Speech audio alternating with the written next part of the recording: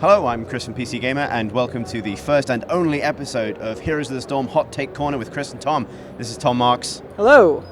We're going to talk about Cho'gall, who's the really unique new Heroes of the Storm character announced today at BlizzCon, whose thing that made you and I both look at each other and go, during the announcement, is that he's controlled by two different people. Yeah. He's a co-op hero in a MOBA, which I don't think has ever been done before. It was kind of so surprising that I pretty much instantly forgot about the other two heroes that they had announced. Actually, can you remember who they are? There's the Worgen and the Centaur lady, and that's Dryad. all I got. The Dryad, yeah. It's a Centaur if it's a horse. So we played Cho'gall Yes. today. You and I, we swapped around. So the way it works is one player picks Cho, who's the legs and the body. He's a melee warrior. And the other player picks Gall, who is the range damage and the damage, basically, but who is completely reliant for his movement on Cho. Right. Which is kind of nuts. So the first time we played, I played Gall, you played Cho. What was your experience? Like, run through his abilities. What was your experience of being the movement half of our equation? Well, first of all, it was super stressful because I felt like if I screwed up, like, you died. And that was just this horrifying fear of, like, now I'm literally carrying someone on my back right now. Yeah.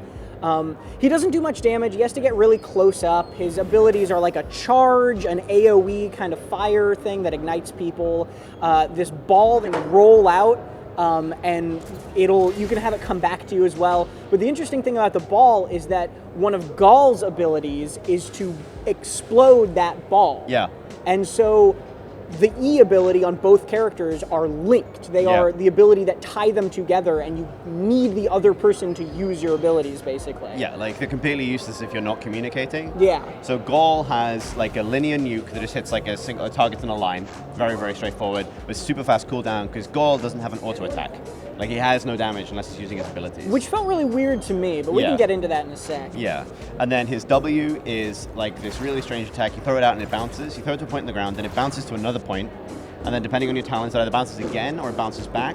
And later on, you can configure that to have a load of different effects, like damage over time, I think. You can have it so that it heals both of you. You can have it so that it places a shield on both of you, which I think is the one I picked. And then his E is to detonate the bomb rolled by Cho, as we established. Let's talk about heroic abilities, actually. Start with Cho. Yeah, so Cho's two heroic abilities are, one is just empowers your basic attacks, your melee attacks, that is, and knocks enemies back when you do it. And the other is kind of this AoE pull, which is the one that both of us went for. And maybe the basic attack one is good as well, but it's not nearly as showy. So that's why I went. Yeah, we were going for the big plays. Yeah. And the pull kind of also synergizes with one of Gall's heroics. Yeah, so Gall has two, again. He has an AoE slow, which I didn't play with, but you did. Yeah, and when you can actually activate that to make the slow like explode and deal AoE damage. Right. And then his other one works like almost like a bullet hell shooter. He starts to fire this stream of really high-powered projectiles that you can steer, but it has like a turning circle, like a turret on a tank. Like, you're kind of rotating this beam of death, and that means you're really reliant on the positioning of your buddy in this case, because if they have put you in the middle of the action, it's super difficult to rotate to try and hit everybody. Kind of you want the range, and all of this stuff in combination created situations where, like, we thought we'd have to communicate, but it really became clear straight away that you have to communicate. Yeah. Like, if you're not talking to each other, things like you'll throw the bomb out, but if I don't know or notice, it's useless. Yeah. So we got into this habit of like calling it, like, bomb's going out now, and then we're immediately on it trying to detonate it. And to a certain extent, I noticed kind of both of us when whoever was playing Cho not only steered the body, but was kind of also leading like the decision making and the actions. We both kind of stepped into a leader role for whoever the Cho character was, kind of just naturally, because you move and you decide when the bomb goes out, so you have a lot more of the control. Well, yeah, the other person's literally captive in your car. Like, I mean, admittedly, when I was playing Gall, I did feel that, like, backseat driver impulse of, like, let's go here now. I want to go over there. Take me to the siege camps, please. Yeah. Driver. Like, I'm in the taxi. And they don't have mana, so... No, that's true. And Gall's abilities are on such a low cooldown that kind of where the fun comes from Gall is just spamming these very, very low cooldown nukes. Yeah.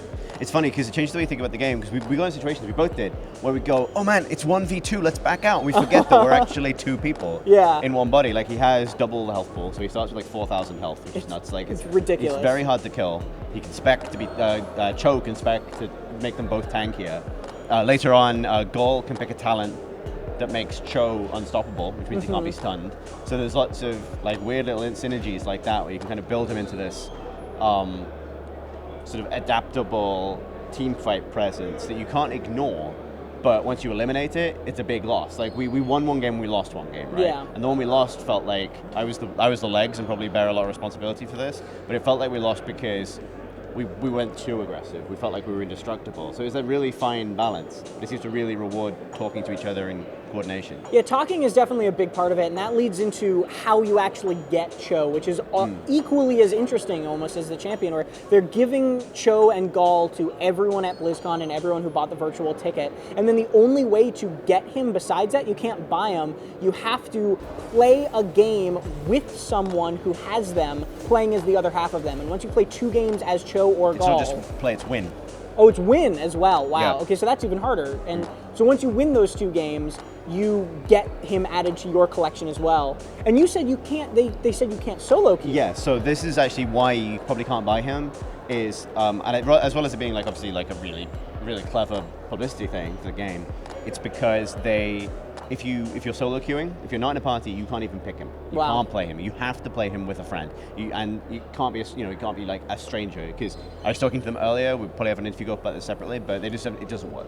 Like the Heroes of the Storm requires coordination most of the time anyway, and that's a mixed success. It's impossible unless you're speaking on comms and you're willing to work together. Yeah. Otherwise, you really would. It'd be like hell, trapped in a body with somebody who doesn't want you to succeed. And it was difficult for us to communicate, even just like sitting next to each other and not having comms and not having you right in my ear. It was tricky even then. Yeah.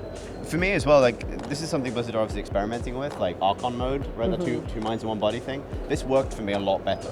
Like I can imagine this is a way into playing these games for people who wouldn't necessarily normally try them, or for introducing someone to Heroes of the Storm, like getting someone to play Gall. Like just jump on, play Gall, I'll do the running around and choosing what the objectives are, you just spam the abilities and learn how that works. And I think that's actually potentially really fun. Yeah, I agree. I think Gall is definitely the simpler one to play from what I saw.